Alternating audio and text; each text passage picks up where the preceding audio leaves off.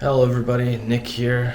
Today is October 15th, 2024.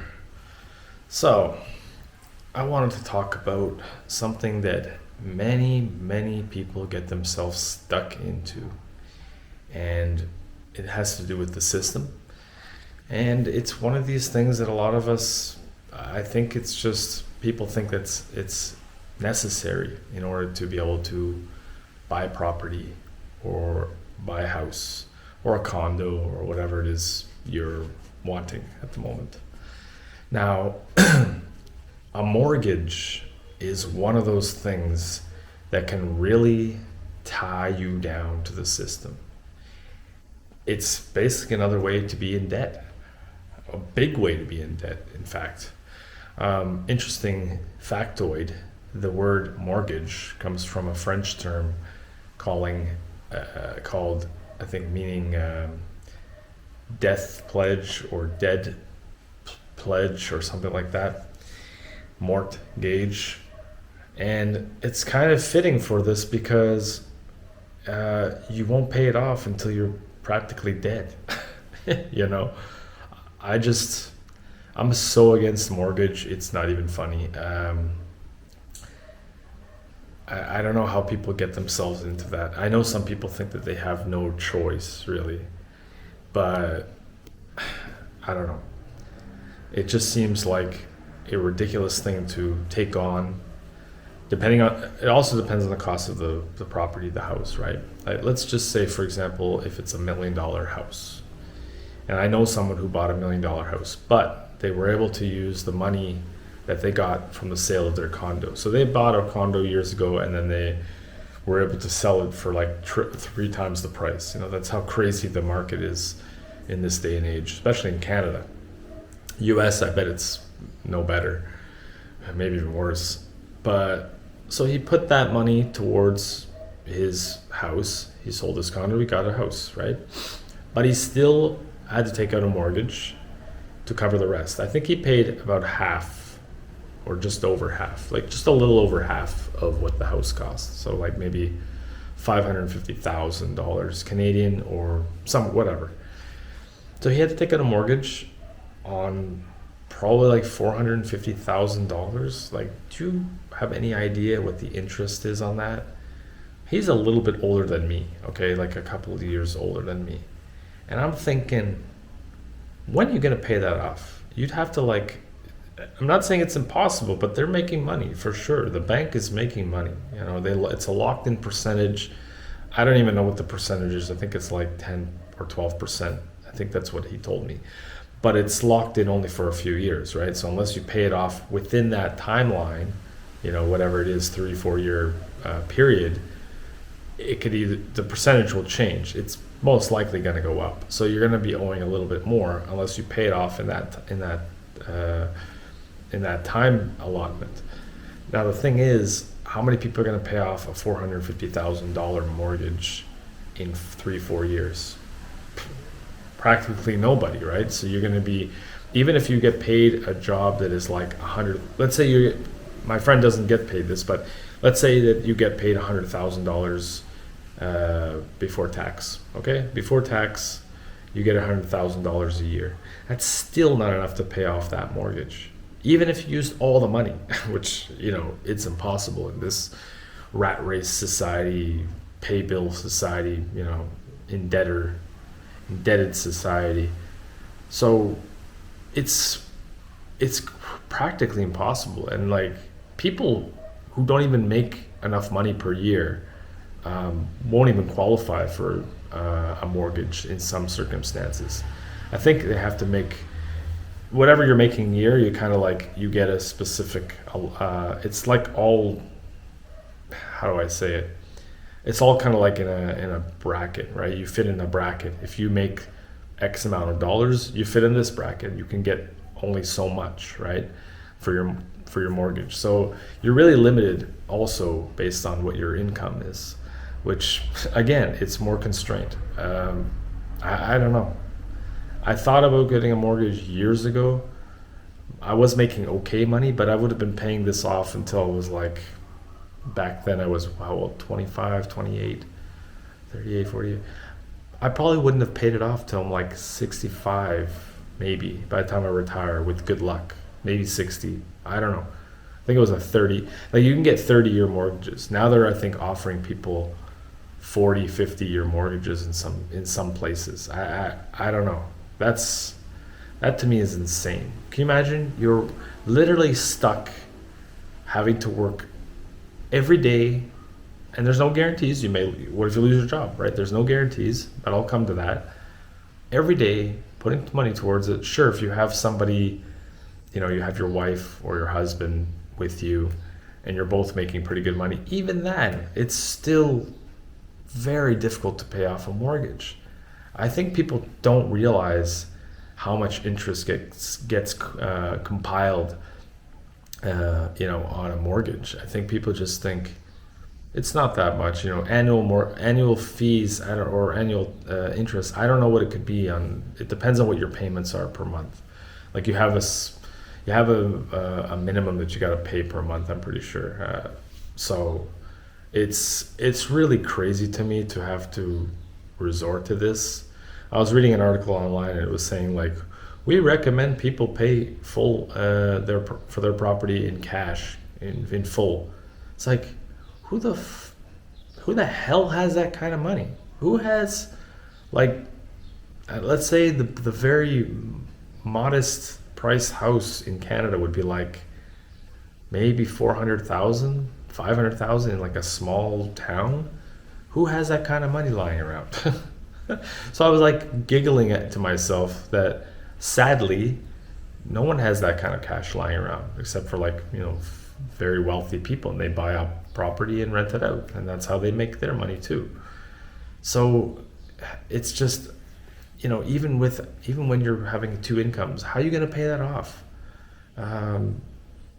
There's the other thing is like, is the house really yours? There's the other aspect of that, is the house really, really yours? Not really, because you miss payments, the bank could take that on you. So it's never really yours. Even once it's paid off, even once your house is paid off or your condo or whatever, then you have what do you call it? Property tax to pay. Okay, so per year, let's say your house is worth just 1.2 million or something. I think your property tax would be like 6,000-7,000 a year, depending on the city, depending on the location. But that's probably what your property tax would likely be, around there. I know somebody who pays this amount. If you fall behind on paying the property tax, sure, it will take a while, it'll take a long time, but they reserve the right to take it from you. Even the bank, I forgot to mention, even the bank, you miss mortgage payments, they can take that house from you. They could put a lien on your house, and then if I know that they give you a lot of chances to try and pay and make the payments, but if it goes to the max, they will force sale on your house in order to get the money that you owe to them. You might not end up paying anything at the end of the sale if you're lucky. It's just, the system is so stuck on putting people down and keeping them restrained financially. Mortgage is one of the worst ones, in my opinion. I wouldn't recommend doing it. And I know people will say, well, renting, you're gonna spend like a minimum $2,000 on rent, and when you could put that towards a mortgage, I would rather choose renting. I mean, if you could find an opportunity which the mortgage works for you, I don't know how that's possible. All the best to you. But I don't know.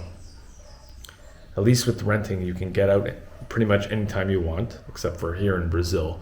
They have ridiculous, stupid. The law is that you have to sign a 3-year lease here, which is mind-boggling to say the least. But in Canada, I think it's a 1 year. I don't know what it is in the U.S. Correct me if I'm wrong. It might be 1 or 2 years, as similar to Canada. But in Canada, it used to be 2 or 3 years, a number of years ago, and then they've basically changed the law, at least in Ontario, Canada, where you can't force someone to sign up more than a 1 year lease, which I love. I don't mind signing a 1 year lease. Then you have the freedom. You can do whatever you want. You can leave. You can continue going. I mean, when I was renting in Toronto, I completed my 1 year lease, and then I was doing month to month, which is like you can keep staying. You just pay the rent every month. You're not locked in. And if you should choose to leave, you just have to give, I think, 90 days or 60 days. I think it's 60 days. When I moved out, it was 60 days. For me, that makes more sense. I'd rather have the flexibility rather than trying to buy something that is really never going to be yours in the real sense of, your own property, because missed payments, you could lose the house. Big fire, you could lose the house. A lot of different variables is involved in this craziness. But mortgage, I don't know. Maybe once upon a time it was worth it, but in today's age, I don't see it happening. I think it's crazy, and a lot of people struggle, to pay it off. I don't know. Imagine if you have kids too, like if you have a family, that's more money that is going to be reduced. You got to people would have to find ways to pay it off. I don't know. Mortgage, to me, it's like having a restraint. That's how I would feel if I had gotten a mortgage. I would only ever do a mortgage is if like we still had 1990s prices or early 2000s prices, where let's say a place, I don't know what the condos were. A condo is $200,000. Even that's still a lot of money.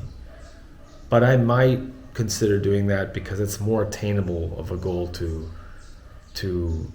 pay off. I would say within 10 years or less. If you're working and you're hustling and you make, you know what I mean? You probably have to hustle depending on what your job is.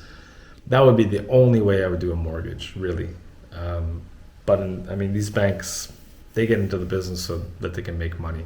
So they're always hoping for missed payments, for people to probably not be able to make payments because they get more interest on top of that. And then, obviously it would take longer for them to get paid, but I don't know. The interest is just ridiculous. I think all these institutions are just out to get everyone's money. It's insane.